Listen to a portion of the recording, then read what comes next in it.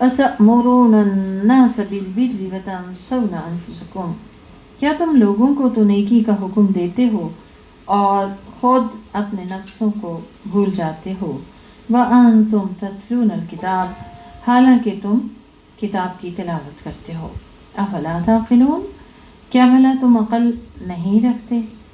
یعنی اللہ سبحانہ وتعالیٰ ایک سوال کے ذریعے سے ہمارے کانشیس کو جگا رہے ہیں، اور دوسرے لفظوں میں ہمیں سمجھایا جا رہا ہے کہ عقل کا تقاضا یہ ہے کہ انسان دوسروں کو تو نیکی کا حکم دے، لیکن سب سے پہلا مخاطب اس کا اپنا نفس ہونا چاہیے، سب سے پہلے وہ خود عمل کرنے والا ہو۔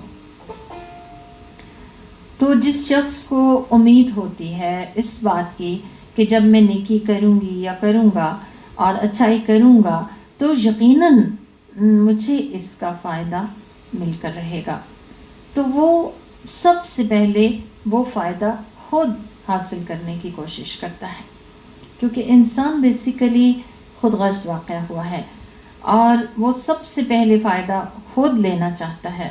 تو جس شخص کے اندر یہ یقین ہوتا ہے، اعتماد ہوتا ہے کہ کر بھلا ہو بھلا، تو وہ پھر بھلا کرنے میں تاخیر نہیں کرتا، بلکہ وہ ضرور وہ خیر سمیٹنا چاہتا ہے جس کی طرف وہ دوسروں کو بلا رہا ہوتا ہے۔ اب دیکھیں کہ دوسروں کو کہنا بہت آسان ہے، یعنی باتیں کرنا، نصیحتیں کرنا، واعظ کرنا، یہ بہت آسان ہے، لیکن اصل چیز، اصل انسان کا امتحان وہاں پہ ہے کہ وہ خود کتنا اس پہ عمل پیرا ہوتا ہے۔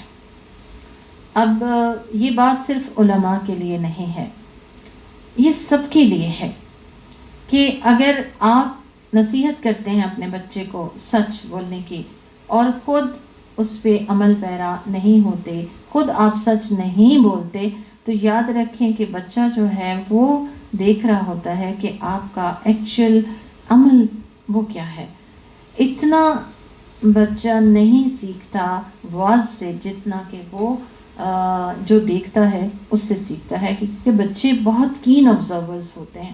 ہمارا چونکہ جو سب سے اہم ترین رول ہے وہ ایز اے مدر ہے، ایک مدر ٹیچر بھی ہوتی ہے، مربی بھی ہوتی ہے، تربیت کرنے والی بھی ہوتی ہے، تو اس حوالے سے ہمیں سوچنا چاہیے کہ آج ہماری بات بے اثر کیوں ہے، کیا وجہ ہے۔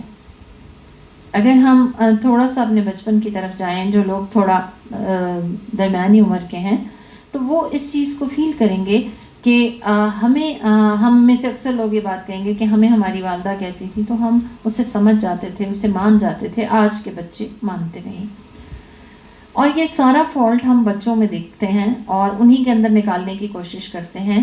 تو ضرورت اس بات کی ہے کہ ہم اپنے عمل کو ضرور چیک کریں کہ کیا جو بات جس کا کہ میں دوسرے کو کہہ رہی ہوں اس پہ میرا اپنا عمل کتنا ہے۔ دوسرے میں آپ کی اولاد سب سے پہلے ہے، اور باقی لوگ بھی چھوٹے بہن بھائی ہوتے ہیں، انسان کے دوست احباب ہوتے ہیں، اور اسی طرح نصیحت کرنا جو ہے نا، یہ بھی ایک نشے کی طرح ہے، جس کو لگ جاتی ہے اور پھر وہ اپنے عمل کے بارے میں نہیں سوچتا، تو یقین جانیے کہ یہ بہت ہی ڈینجرس چیز ہے، یعنی بہت ہی ڈینجرس چیز ہے، اتنی ڈینجرس کہ اللہ کے رسول نے فرمایا تھا کہ عالم بے عمل چراغ کی بتی کی طرح ہے، کہ جس کی روشنی سے دوسرے لوگ تو فائدہ اٹھاتے ہیں لیکن اس روشنی سے وہ خود فائدہ نہیں اٹھاتا۔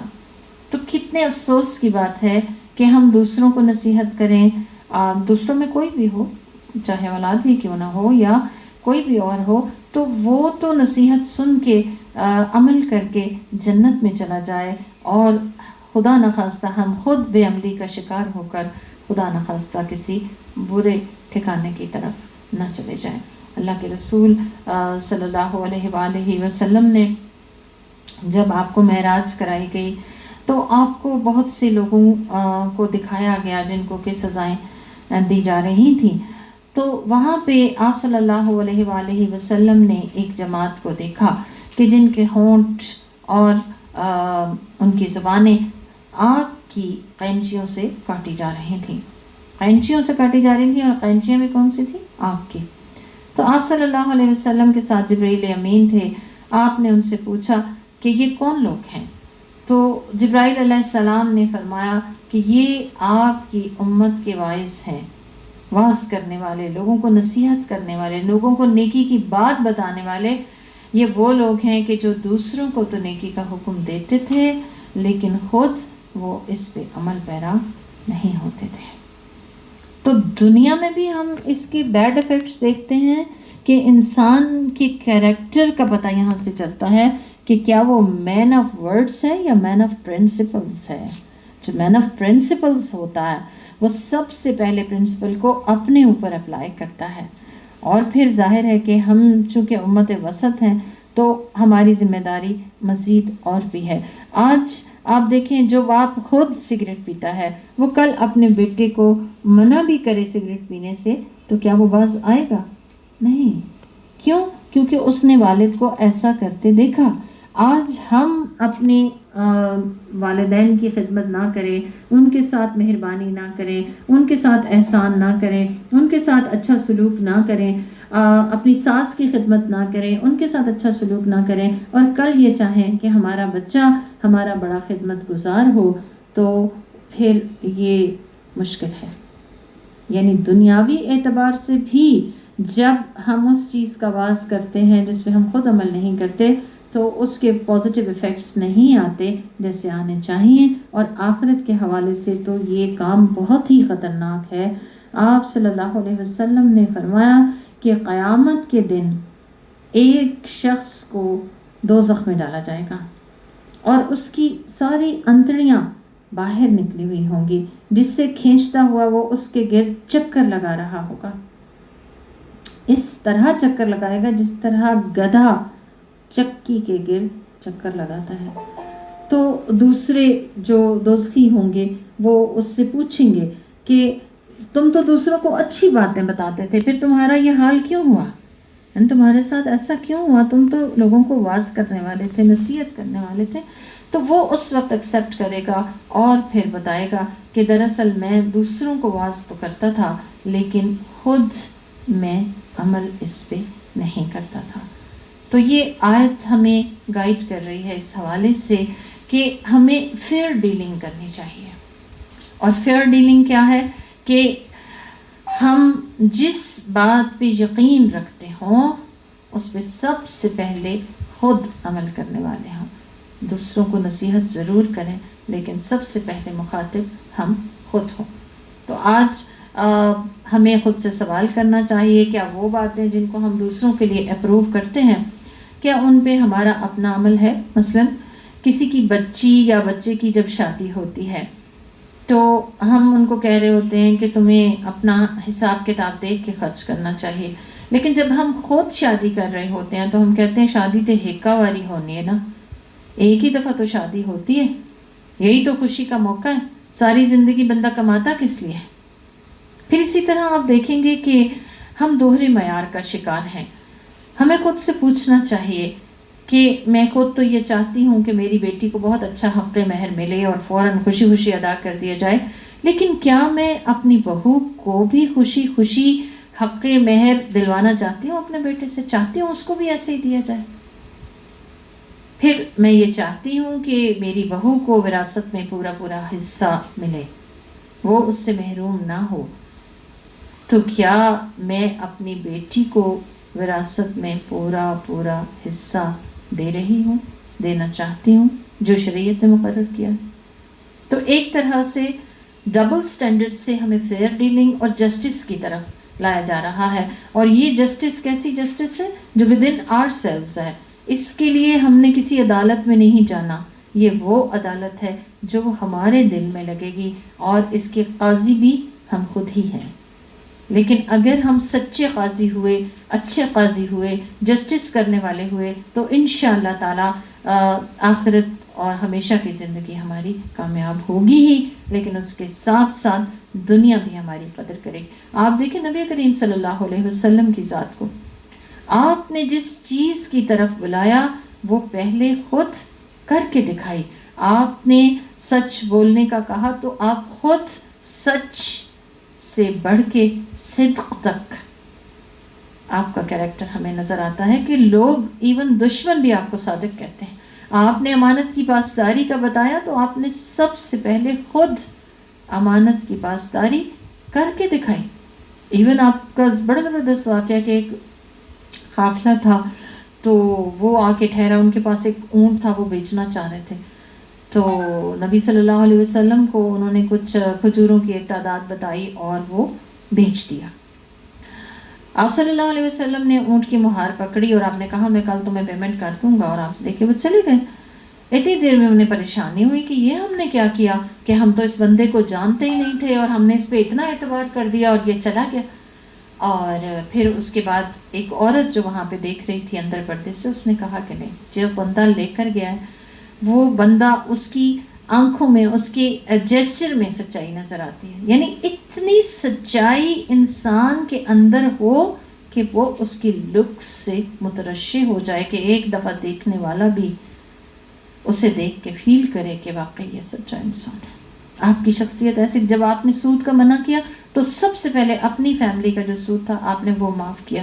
یعنی کیا کیا بیان کروں، پیارے نبی نے ہر چیز پہلے خود کر کے دکھائی. اور آپ جانتے ہیں کہ ہماری والدہ حضرت عائشہ صدیقہ رضی اللہ تعالیٰ عنہ کیا فرماتی ہیں، کان خلقہ القرآن، آپ کا خلق قرآن تھا.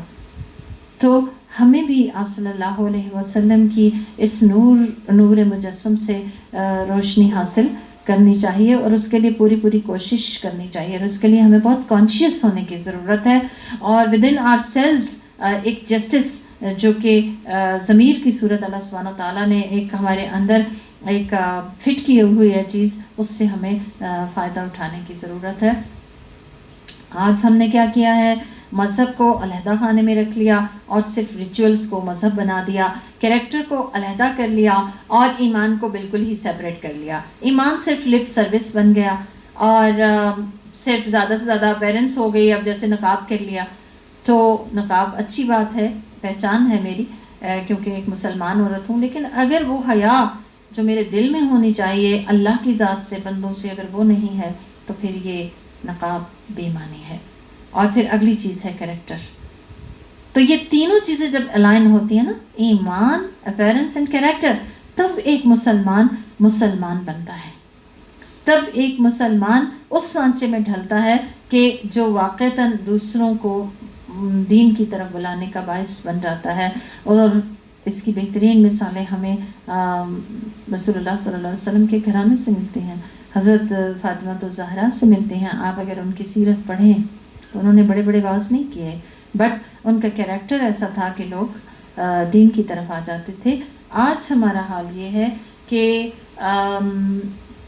جو لوگ غیر مسلم ہیں وہ پڑھتے ہیں جب دین کے بارے میں تو انہیں اچھا لگتا ہے، لیکن جب وہ ہم سے ملتے ہیں، مجھ سے ملتے ہیں، آپ سے ملتے ہیں تو وہ بہت مایوس ہوتے ہیں اور بھاگ جاتے ہیں اسلام سے. تو ہمیں اس کی طرف پوری توجہ دینے کی ضرورت ہے. رسول اللہ صلی اللہ علیہ وسلم نے فرمایا تھا اپنے نفس سے آغاز کرو. یعنی جو بھی نیکی ہے، جو بھی اچھائی ہے، اس کا آغاز ہمارے اپنے نفس سے ہونا چاہیے. یہی وجہ ہے کہ آپ دیکھیں کہ قرآن جو ہے وہ دل پہ اترا، رسول اللہ علیہ وسلم کے قلب مبارک پہ اتارا گیا، کیونکہ جو چیز دل پہ اترتی ہے وہی دراصل اثر بھی رکھتی ہے، وہی دراصل کیریکٹر میں بھی آتی ہے.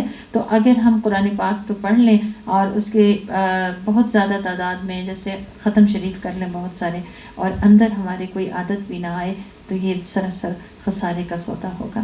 تو ہمیں اس کی طرف توجہ دینے کی ضرورت ہے، کیونکہ اللہ تعالیٰ آگے کیا کہہ رہے ہیں، أَتَأْمُرُونَ النَّاسَ بِالْبِرِّ وَتَنْسَوْنَ أَنفُسَكُمْ وَأَنْتُمْ تَتْلُونَ الْكِتَابَ. حالانکہ تم تو کتاب پڑھتے ہو، تم تو قرآن کے پڑھنے پڑھانے والے لوگ ہو. اور تلاوت کا معنی ہم یہ سمجھتے ہیں بس صرف ٹیون کے ساتھ پڑھنا ہے. تلا یتلو تلون ہوتا ہے فالو اپ کرنا، کسی کے پیچھے اس طرح چلنا کہ درمیان میں کوئی رکاوٹ نہ ہو، ایسا پڑھنا کہ معنی سمجھ میں آ رہا ہو. یعنی تلاوت کا معنی کیا ہے کہ اللہ کی کتاب کو درست ادائیگی کے ساتھ پڑھا جائے اور اس کے ساتھ ساتھ سمجھا بھی جائے. کس لیے سمجھا جائے؟ اس نیت کے ساتھ کہ اس پہ عمل کیا جائے. تو یہاں پہ ہمیں اللہ تعالیٰ کہہ رہے ہیں کہ تم قرآن پڑھنے والے ہو تو دوہرا معیار نہ اپناؤ. آپ صلی اللہ علیہ وآلہ وسلم نے فرمایا تھا کہ جو شخص دنیا میں دو رخاپن اختیار کرے گا، قیامت کے دن اس کے منہ میں آگ کی دو لگامیں ہوں گی. آپ صلی اللہ علیہ وسلم نے یہ بھی فرمایا قیامت کے دن سب سے بدترین حالت میں تم اس شخص کو پاؤ گے کہ جو دو رخا ہو. تو اس دو رخے پن سے ہمیں نکلنے کی ضرورت ہے. جو قرآن پڑھنے پڑھانے والے ہوتے ہیں ان کے دل میں اللہ کی خشیت ہوتی ہے، اور وہ خشیت والے ہوتے ہیں، اس وجہ سے وہ پھر صرف دوسروں کو دعوت نہیں دیتے بلکہ سب سے پہلے خود اس پہ عمل کرنے والے ہوتے ہیں.